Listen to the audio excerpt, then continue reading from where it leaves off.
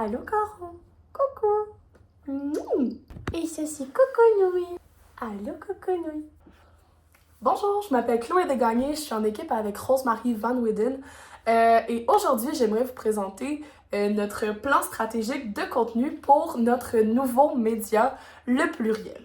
Mais avant de commencer, c'est important de mettre en contexte pourquoi on trouve que la sphère médiatique a besoin d'un nouveau média. Premièrement, c'est parce qu'on trouve qu'il y avait un manque dans la sphère médiatique sherbrookoise. Vraiment, on trouve qu'il y a des super belles initiatives à Montréal, à Québec, un peu partout, mais qu'à Sherbrooke, ces initiatives-là se rendent pas, tout simplement. Donc, on pense qu'avoir un média, un nouveau média alternatif à Sherbrooke, ça pourrait vraiment créer un ajout positif dans la sphère médiatique sherbrookoise. Donc, c'est là que le pluriel rentre en jeu.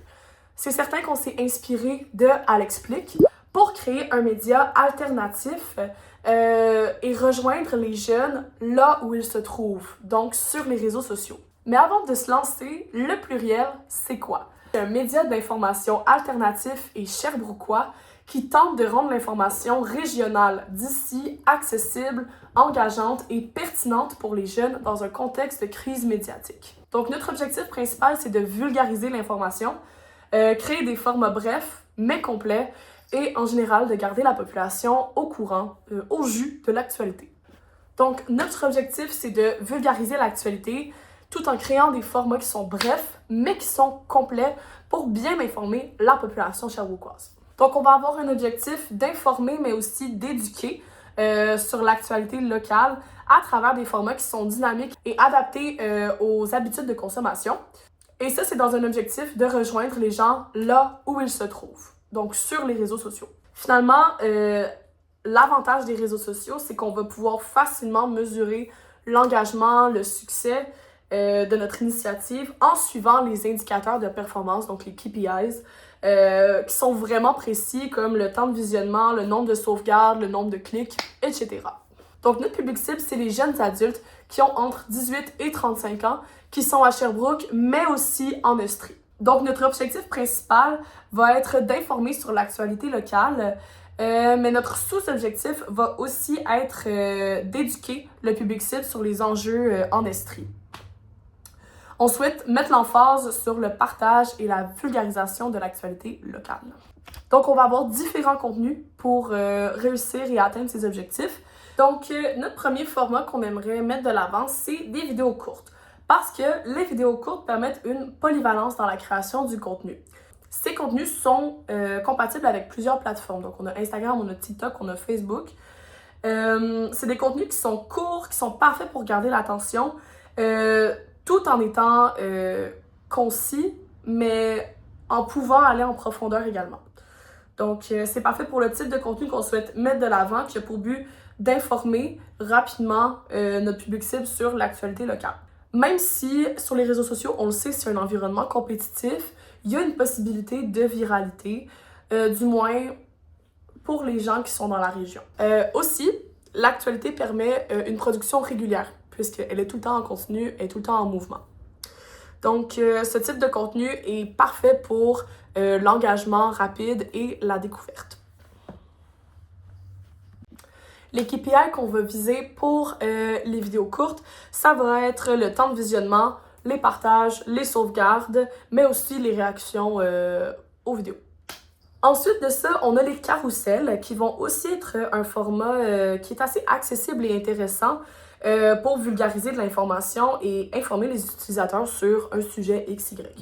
Dans notre cas, c'est tout à fait pertinent d'utiliser ce forme de contenu-là parce qu'on va parler de l'actualité sherbrookoise. Certaines de ces actualités-là se convertissent bien en format carrousel et donc vont bien se partager. L'avantage des carousels, c'est d'être facile à lire et de pouvoir rester longtemps dans le feed tout en restant d'actualité.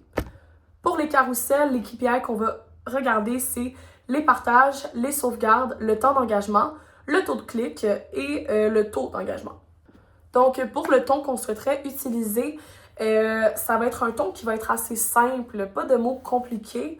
On veut quelque chose qui est accessible pour tout le monde, que les gens vont pouvoir comprendre facilement. Puis on veut quelque chose d'authentique parce que si on n'est pas authentique de notre création, on a l'impression que les gens vont moins accrocher.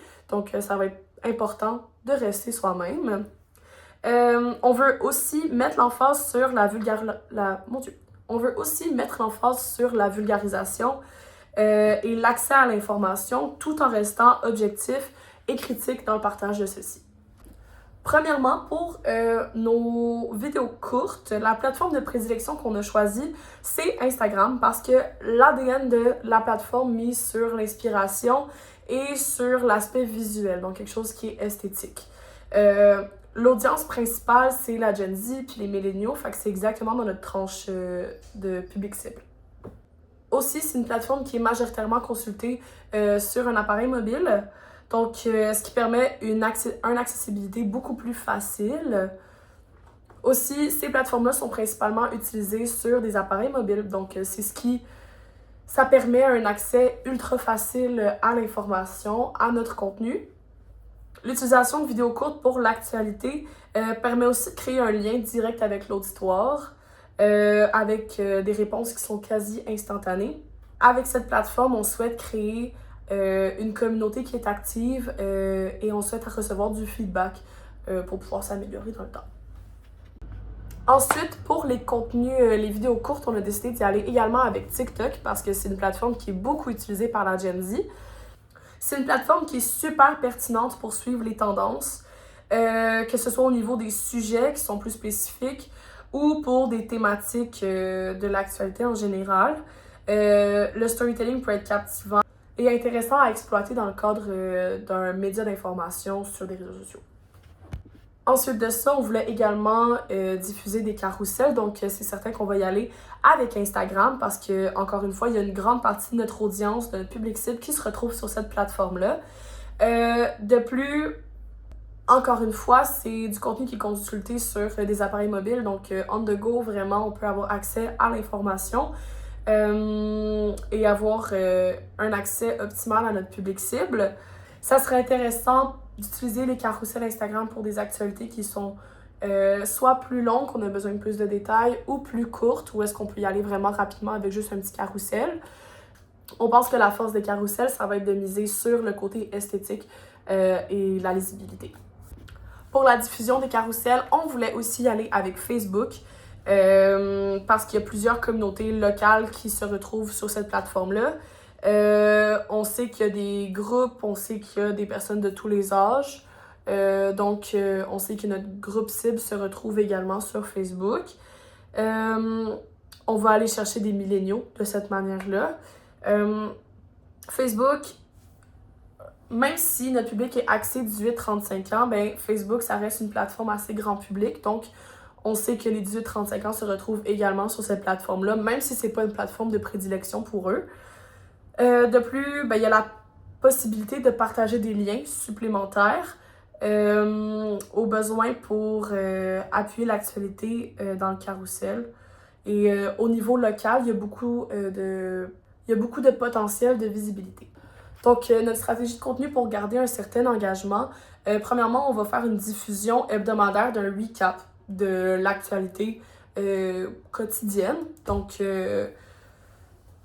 ce qui va permettre de garder une constance et une certaine mise à jour régulière sur nos plateformes.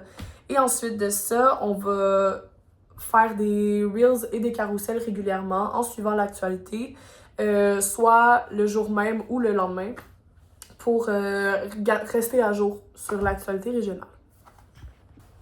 Donc voilà, c'était notre plan stratégique de contenu pour le pluriel. Merci!